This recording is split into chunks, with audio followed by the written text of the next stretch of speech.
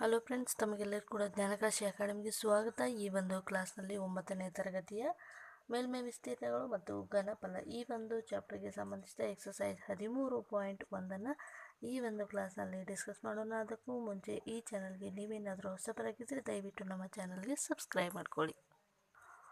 ಮೊದಲನೇ ಪ್ರಶ್ನೆ ಈ ರೀತಿಯಾಗಿದೆ. 1.5 ಮೀಟರ್ ಉದ್ದ, 1.25 ಮೀಟರ್ ಅಗಲ ಮತ್ತು 65 ಸೆಂಟಿಮೀಟರ್ ಆಳವಿರುವ ಒಂದು ಪ್ಲಾಸ್ಟಿಕ್ ಪೆಟ್ಟಿಗೆಯನ್ನು ಮಾಡಲಾಗಿದೆ. ಅದರ ಮೇಲ್ಭಾಗವು ತೆರೆದಿದೆ. ಪ್ಲಾಸ್ಟಿಕ್ ಹಾಳೆಯ ದಪ್ಪವನ್ನು ನಗಣ್ಯವಾಗಿರಿಸಿ. ಹಾಗಾದರೆ ಪೆಟ್ಟಿಗೆಯನ್ನು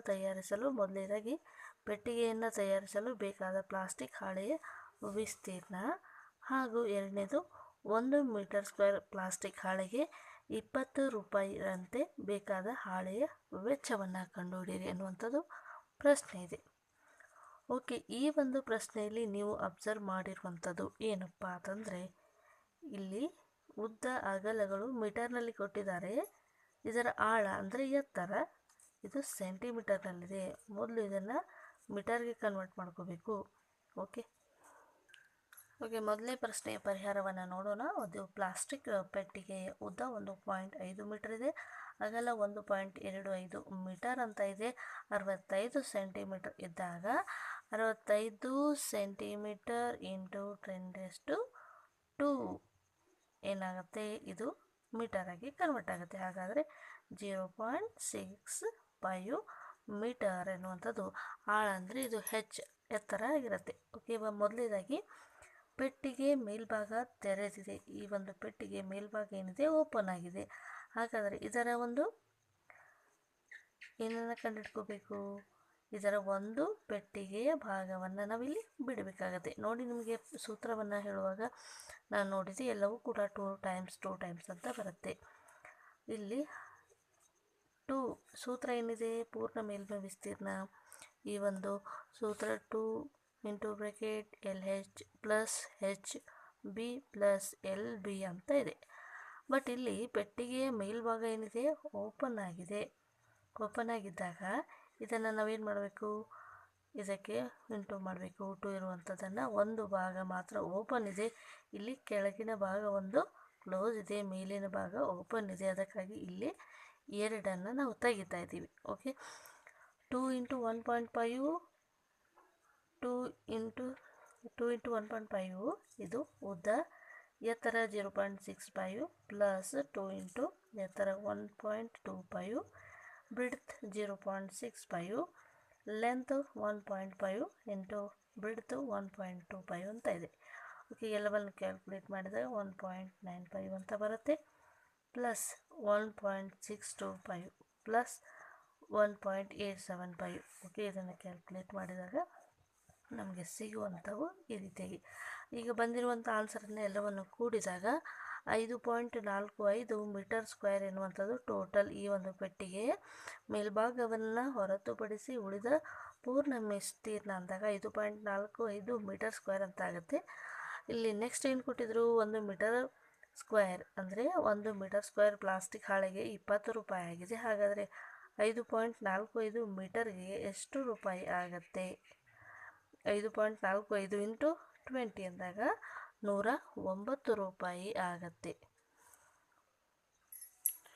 ಎರಡನೇ ಪ್ರಶ್ನೆ, ಒಂದು ಕೊಠಡಿಯ ಉದ್ದ, ಅಗಲ ಮತ್ತು ಎತ್ತರಗಳು ಕ್ರಮವಾಗಿ 5 ಮೀಟರ್, 4 ಮೀಟರ್, 3 ಮೀಟರ್ ಆಗಿವೆ. ಹಾಗಾದರೆ ಕೊಠಡಿಯ ಗೋಡೆಗಳಿಗೆ ಮತ್ತು ಚಾವಣಿಗೆ ಸುಣ್ಣ ಬಳಿಯಲು ಪ್ರತಿ ಚದರ ಮೀಟರ್ಗೆ 7.50 ಅಂದರೆ ಇದು 7.5 ರೂಪಾಯಿ. ಇದನ್ನು 7 × 1/2 ಅಂತ ಕೂಡ ಬರೀಬಹುದು. ರಂತೆ ತಗಲುವ ವೆಚ್ಚವನ್ನು ಕಂಡುಹಿಡಿಯಿರಿ ಎನ್ನುವಂಥದ್ದು ಪ್ರಶ್ನೆ ಇದೆ. ಇಲ್ಲಿ ಒಂದು ಕೊಠಡಿಯ ಉದ್ದ, ಅಗಲ, ಎತ್ತರಗಳನ್ನು ಕೊಟ್ಟಿದ್ದಾರೆ. ಈ ಒಂದು ಗೋಡೆಯ ಮೇಲ್ಛಾವಣಿಗೆ ಸುಣ್ಣ ಬಳಿಯಲು ಬೇಕಾದ 1 ಮೀಟರ್ಗೆ ಎಷ್ಟು ಅಂತ ಕೊಟ್ಟಿದ್ದಾರೆ, 1 ಚದರ ಮೀಟರ್ಗೆ. ಹಾಗಾದರೆ ಸಂಪೂರ್ಣವಾಗಿ ತಗಲುವಂತಹ ವೆಚ್ಚವನ್ನು ಈ ಒಂದು ಪ್ರಶ್ನೆಯಲ್ಲಿ ಕೇಳಿದ್ದಾರೆ. ಓಕೆ, ಪರಿಹಾರವನ್ನು ನೋಡೋಣ. ಉದ್ದ 5 ಮೀಟರ್ ಆಗಿದೆ, ಕೋಣೆಯ ಅಗಲ 4 ಮೀಟರ್ ಇದೆ, ಕೋಣೆಯ ಎತ್ತರ 3 ಮೀಟರ್ ಅಂತ ಇದೆ. ಕೋಣೆಯ 4 ಗೋಡೆಗಳು ಮತ್ತು ಚಾವಣಿಗೆ ಸುಣ್ಣ ಬಳಿಯುವಂಥ ವಿಸ್ತೀರ್ಣ. ಕೋಣೆಯ 4 ಗೋಡೆಗಳು ಮತ್ತು ಚಾವಣಿಗೆ ಕೂಡ ಇನ್ಕ್ಲೂಡ್ ಆಗಿದೆ, ಅದನ್ನು ಕೂಡ ಒಳಗೊಂಡಂತೆ 4 ಗೋಡೆಗೆ ಸುಣ್ಣವನ್ನು ಬಳಿಬೇಕಾಗಿದೆ. ಹಾಗಾದರೆ ಒಟ್ಟು ಸುಣ್ಣ ಬಳಿಯುವ ವಿಸ್ತೀರ್ಣ ಕೋಣೆಯ 4 ಗೋಡೆಗಳು ಅಂತಂದಾಗ ಇಲ್ಲಿ ಕೋಣೆಯ 4 ಗೋಡೆ ಅಂತಂದಾಗ ಇಲ್ಲಿ ಏನು ಬರುತ್ತೆ, ತಳಭಾಗವನ್ನು ನಾವು ಮೈನಸ್ ಮಾಡಬೇಕಾಗ್ತದೆ. ಇವಾಗ ಈ ರೀತಿಯಾಗಿ ಒಂದು ಕೋಣೆ ಇದೆ ಅಂತ ಅನ್ಕೋಣ. ಇದರ ಒಂದು ಕೋಣೆ ಅಂದಾಗ 4 ಗೋಡೆಗಳು ಬರ್ತವೆ. ಬಟ್ ಇಲ್ಲಿ ಹಿಂದಿನ ಒಂದು ಪ್ರಶ್ನೆನ ಏನಂತ ಸಾಲ್ವ್ ಮಾಡಿದ್ವಿ, ಇವಾಗ ಮೇಲ್ಭಾಗದ ಇಲ್ಲ ಅಂತ ಹೇಳಿ ಸಾಲ್ವ್ ಮಾಡಿದ್ವಿ. ಸೊ ಇಲ್ಲಿ ಇದು ಗೋಡೆ ಅಂತಂದಾಗ ಇದರ ಒಂದು ನೆಲಕ್ಕೆ ನಾವು ಸುಣ್ಣವನ್ನು ಹಚ್ತಾ ಇಲ್ಲ. ಸೊ ಅದಕ್ಕಾಗಿ ಇಲ್ಲಿ ಒಂದು ಭಾಗವನ್ನು ಮಾತ್ರ ನಾವು ಇಲ್ಲಿ ಬಿಡಬೇಕಾಗತ್ತೆ.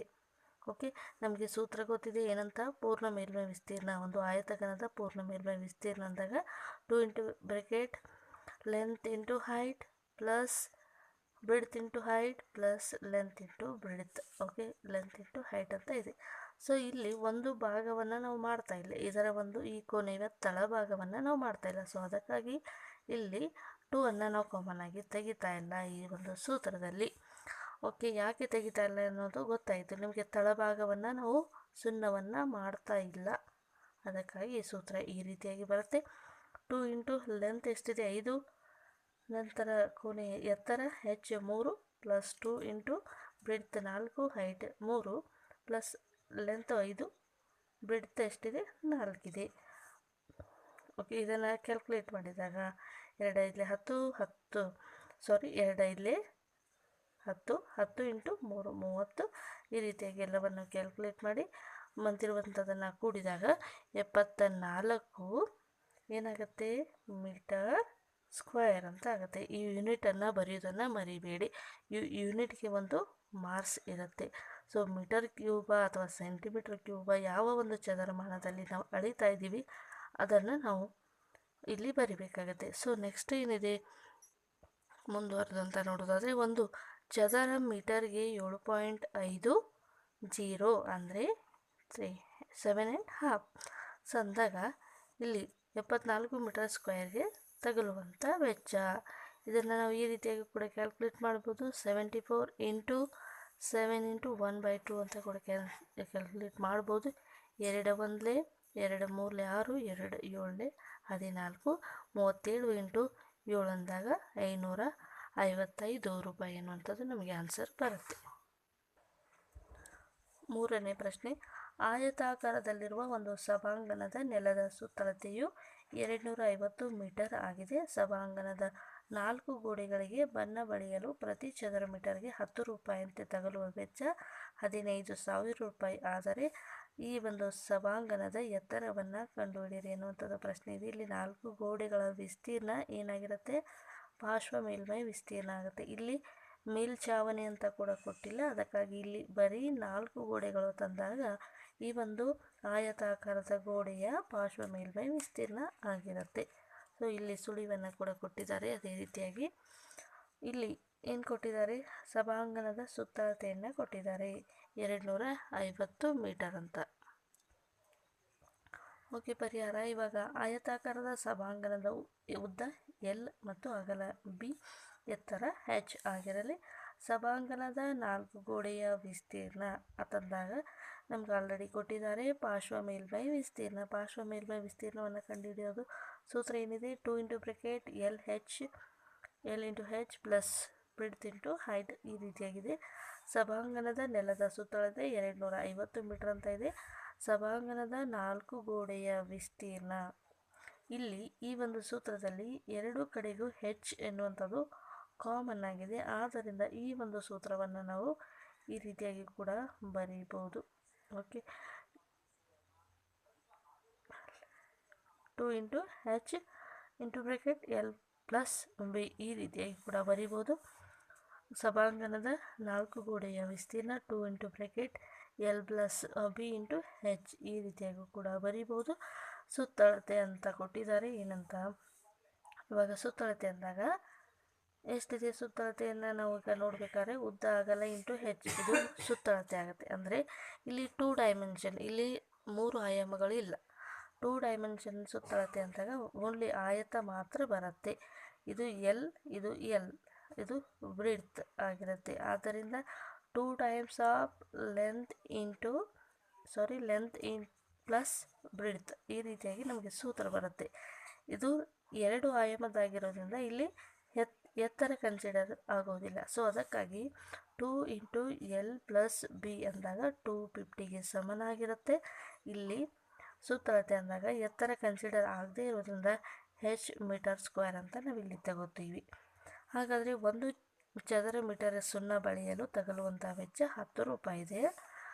250 ಹೆಚ್ ಮೀಟರ್ ಸ್ಕ್ವೇರ್ಗೆ ತಗಲುವಂಥ ವೆಚ್ಚ ಎಷ್ಟು ಅಂತ ಕೇಳ್ತಾ ಇದ್ದಾರೆ. 250 ಇಂಟು ಹೆಚ್ ಇಂಟು 10 ಅಂದಾಗ 2500 ಇಂಟು ಹೆಚ್. ನಮಗಿಲ್ಲಿ ಎತ್ತರವನ್ನು ಕೇಳಿದ್ದಾರೆ, ಆದ್ದರಿಂದ ಹೆಚ್ ಆ್ಯಸ್ ಇಟ್ ಈಸ್ ಹಾಗೆ ಬರ್ತಾ ಹೋಗ್ತದೆ.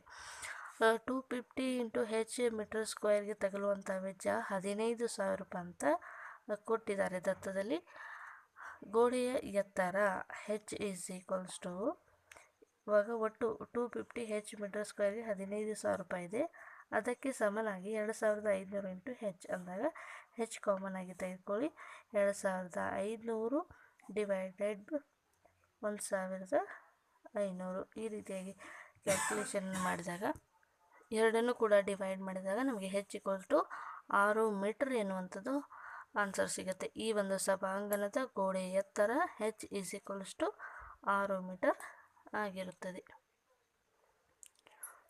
4ನೇ ಪ್ರಶ್ನೆ, ಒಂದು ಡಬ್ಬದಲ್ಲಿರುವ ಬಣ್ಣವು 9.375 ಮೀಟರ್ ಸ್ಕ್ವೇರ್ ವಿಸ್ತೀರ್ಣದ ಪ್ರದೇಶಕ್ಕೆ ಹಚ್ಚಲು ಸಾಕಾಗುತ್ತದೆ. ಒಂದು ಡಬ್ಬದಲ್ಲಿ ಬಣ್ಣ ಇದೆ, ಆ ಬಣ್ಣ ಏನಾಗ್ತಿದೆ 9.375 ಮೀಟರ್ ಸ್ಕ್ವೇರ್ ವಿಸ್ತೀರ್ಣಕ್ಕೆ ಹಚ್ಚಲು ಬಣ್ಣ ಸಾಕಾಗುತ್ತದೆ.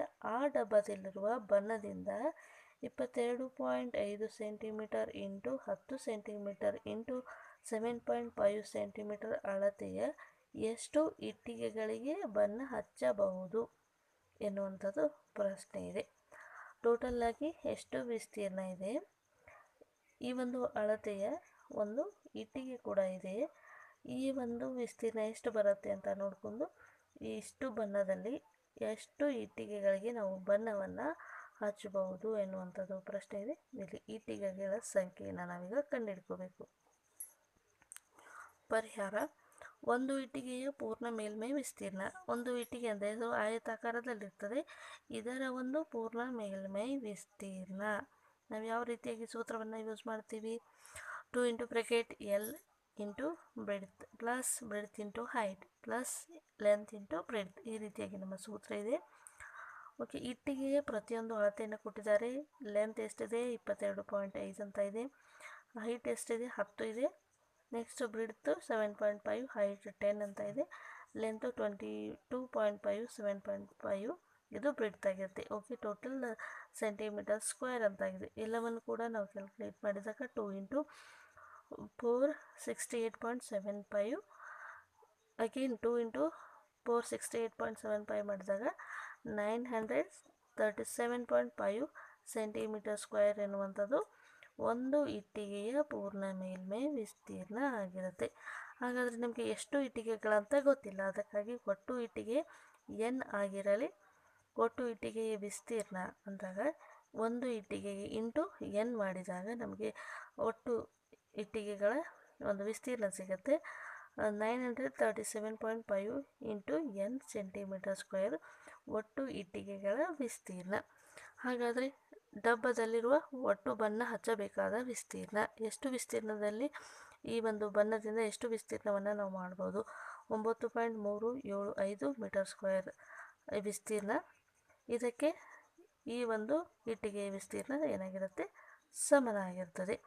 ಇದು ಮೀಟರ್ ಸ್ಕ್ವೇರ್ನಲ್ಲಿದೆ, ಇದು ಸೆಂಟಿಮೀಟರ್ ಸ್ಕ್ವೇರ್ನಲ್ಲಿದೆ. ಈ ಎರಡೂ ಯೂನಿಟ್ಗಳನ್ನು ನಾವು ಏನು ಮಾಡಬೇಕು? ಒಂದೇ ಯೂನಿಟಾಗಿ ಕನ್ವರ್ಟ್ ಮಾಡ್ಕೋಬೇಕು.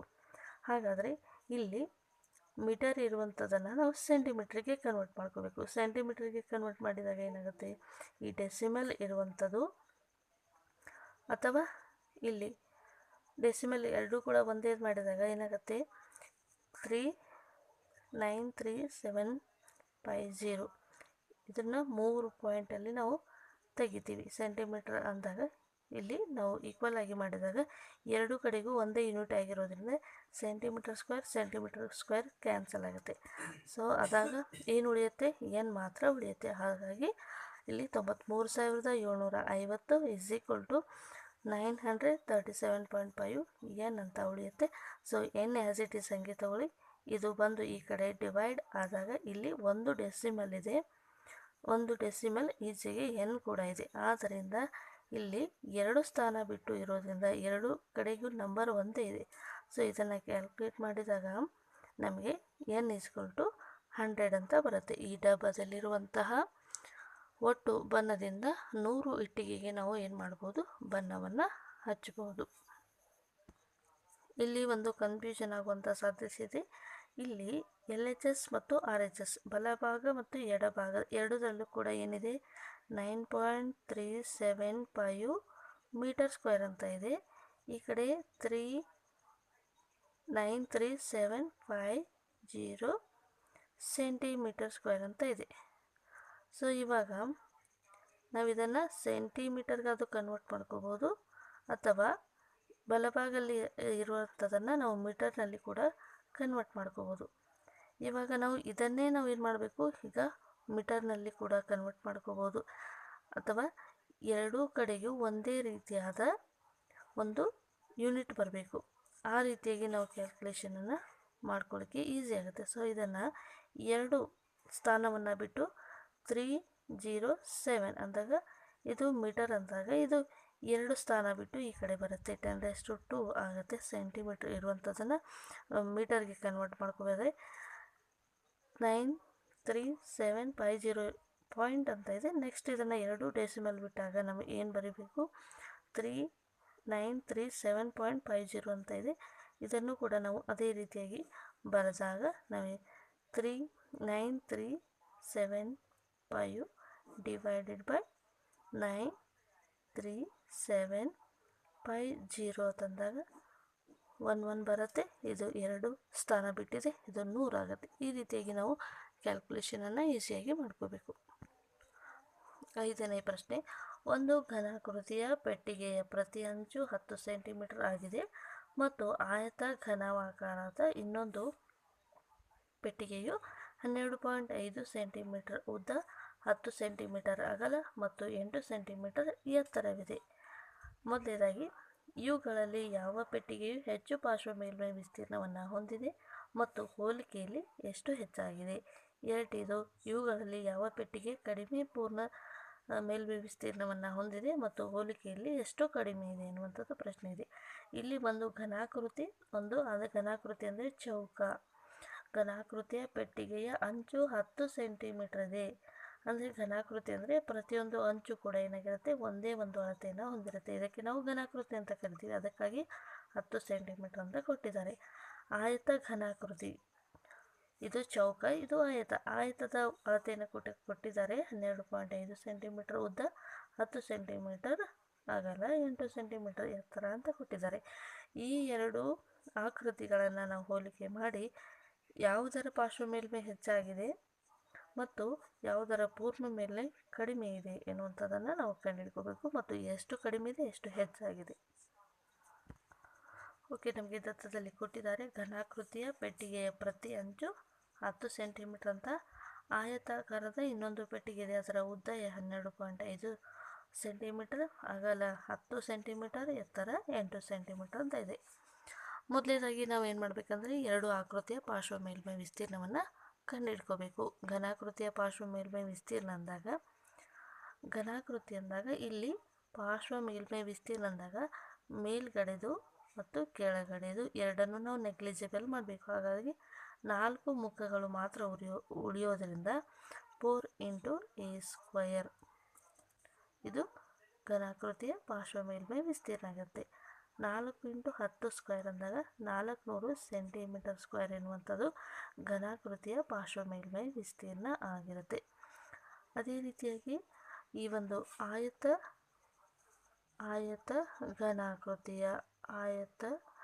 ಘನಾಕೃತಿಯ